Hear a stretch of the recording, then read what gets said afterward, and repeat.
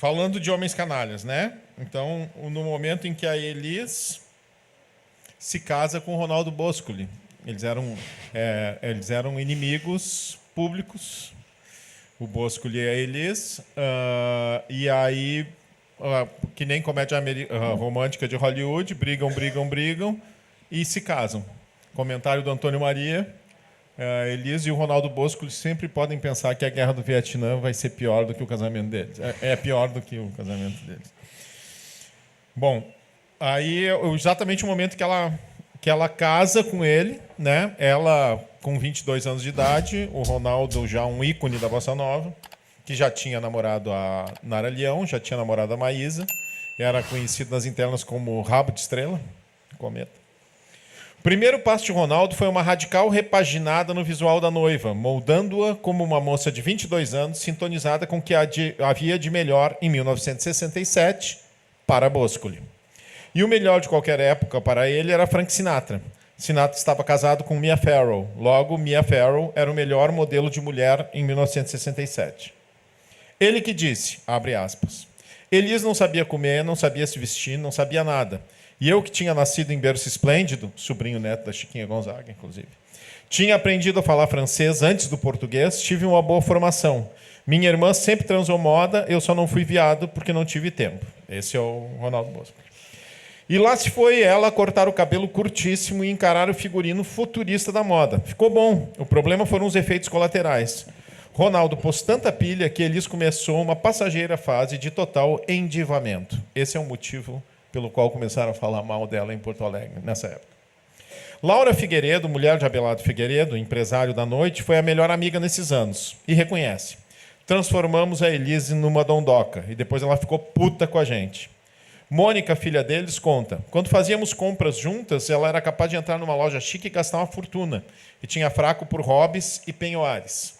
É bom lembrar que, nesse momento, a Elise, que tinha chegado com uma ridícula economia no Rio de Janeiro com 20 anos de idade, com 21 anos de idade. Nesse momento, ela era o maior salário da televisão brasileira, apresentando o Fino da Bossa, com um salário que dava para comprar um apartamento por mês. Ela nunca mais ganhou tanto dinheiro, nem fez tanto sucesso quanto nessa época, aos 22 anos de idade. O momento que ficou mais marcado desagradavelmente na lembrança dos velhos amigos foi de sua ida a Porto Alegre para fazer um enxoval, e chiando mais do que bife na chapa. Isso, por si só, chocaria a gauchada, que costuma considerar a troca de sotaque uma ofensa pessoal.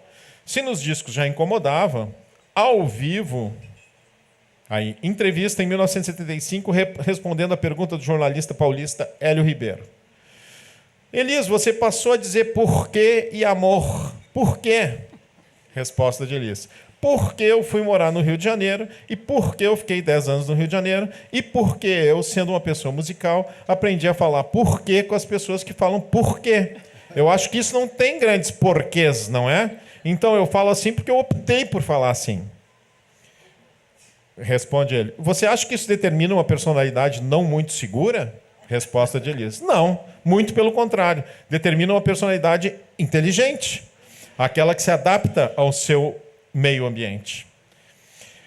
Esses anos de casamento com um ícone do cariococentrismo coincidiram com uma fase em que os seus sentimentos pela terra natal não eram exatamente os melhores. É quando dá uma entrevista arrasadora para Azusa Homem de Melo. Você sabe de uma coisa? Ela fala. A minha terra não tem uma música própria. Tem mazurcas, polcas, valsas e folclore. Não tem uma música evoluída que dê alguma coisa para uma pessoa que seja realmente um músico. Uma música que não tem absolutamente nada para dar a ninguém. Uma música praticamente de tradição oral. Elis, deselegante, ignorava no mesmo parágrafo tanto a cena dos sofisticados conjuntos melódicos que a adestrara em seus anos de formação, quanto a da geração de compositores que ela gravara em seus discos porto-alegrenses. Ela já tinha lançado 4 discos quando chegou no Rio.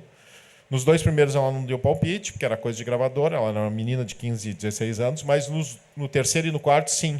E ela gravou toda uma geração de compositores de Porto Alegre, que as únicas músicas gravadas que eles têm são desses discos da Elis, Sérgio Nap, que eles têm dessa época, né? Sérgio Nap, Luiz Mauro, João Palmeiro, o próprio Túlio Piva, que nessa época estava começando a reaparecer. Então. Se muitos fãs gaúchos custariam a perdoá-la, naquele momento ela também estava num clima perdão não tem, para muita gente. Por exemplo, para o afilhado Gilberto Gil. Aquele mesmo que surgira no Fino e de quem, no ano anterior, ela e Jair foram os primeiros intérpretes. outro compositor lançado por Elis, de quem quase ninguém fala, que foi lançado pela Elis, Gilberto Gil. Cantando Louvação. O compositor de Ensaio Geral, que ela cantara no segundo Festival da Record, aquele de A Banda e Disparada. O Gil, que pouco antes andara pelas ruas de São Paulo de braços dados com ela na passeata contra as guitarras elétricas. Pois justamente esse bom rapaz, ao lado de Caetano Veloso, tinha inventado o tal tropicalismo, imperdoável. Ainda mais que os baianos lançaram o movimento no terceiro Festival de MPB da Record, roubando a cena e só deixando para ela o prêmio de melhor intérprete, por O Cantador, de Nelson Motta e Dori Caymmi. Alegria, alegria e Domingo no Parque. Ela detestou aquilo tudo. Entre as eliminatórias e a final, sai no Jornal Gaúcho, última hora, a seguinte declaração sobre Domingo no Parque, de Elis Regina sobre Gilberto Gil. Este homem é o maior traidor da música popular brasileira.